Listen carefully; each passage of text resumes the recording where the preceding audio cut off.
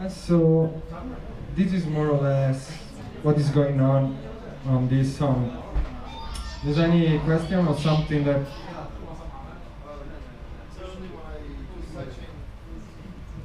I've noticed most people when they do sidechaining, by the way, the sound sounds amazing. That bass line is. Usually when I do sidechaining, and I've seen a lot of other people, they like to, once they finish mapping out their kick track, they duplicate it, mute that track, and then sidechain everything. Is there any difference there, or just depends on personal preference? I think the only difference is that if now I stop the kick, right, in the arrangement, the kick stop, and the bass keep on going, the bass will lose that effect, and sometimes can sound weird because suddenly the bass was sounding like that, and suddenly the kick stop and the bass just goes a lot up. So depending how you are doing the arrangement, and so you might want a dedicated track to do the side chain, so you are always sure that the side chain is there, no matter what you do with the kick. Because also if you filter the kick or you change the sound of the kick, also the side chain effect will change. So that's, I guess, why some people, in fact, why they make exactly the same thing. And in this song, I'm not doing like that because every time that the kick stops, also the bass stops. And for the other thing that I'm side chaining, for example, the effects and the synth, I want that suddenly they sound louder, but when they keep coming again, everything just go down a little bit, because it makes like a little bit everything more dynamic. Yeah, so you change a little bit the dynamics of the song, and it's more interesting. But it's just like let's say stylistic choice. Is not related to something technical, let's say. Also, about synths, like effect synths. So you send the sound, but it doesn't go back to the track, right? It stays in that synth. Yes. And you have to be careful about how many instruments you send to that track, right? Is that another reason why you have so many? Do some of those have the same effect?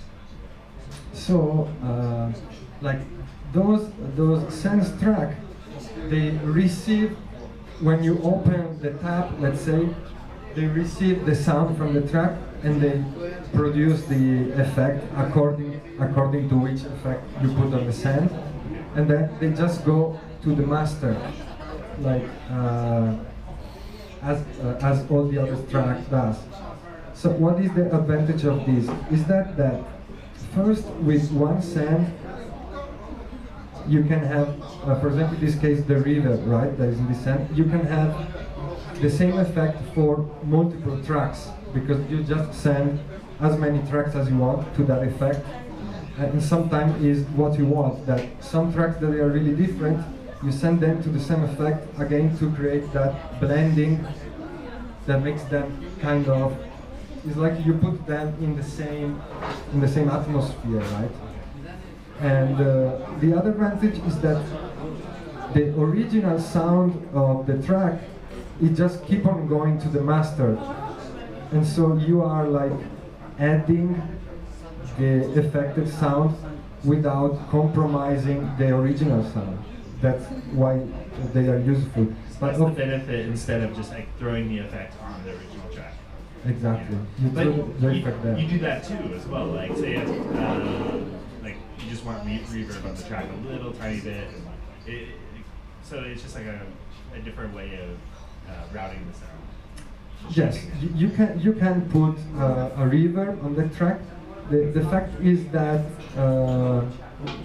when you turn up the dry wet of the reverb, the volume of the track change, and I mean, it's not a big problem. If you just need the reverb for one track, you can just do that. But in this case, he has also a meaning of blending the sound together, and also sometimes just like a special effect. For example, like this long reverb that I have here, this is just to create like a long tail that is more easy to control if you just separate it from the sound, something like that. And of course,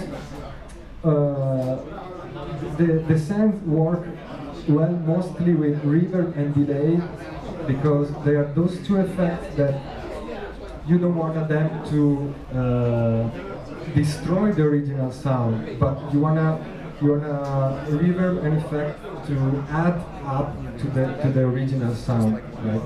So that's why they can make sense to be there.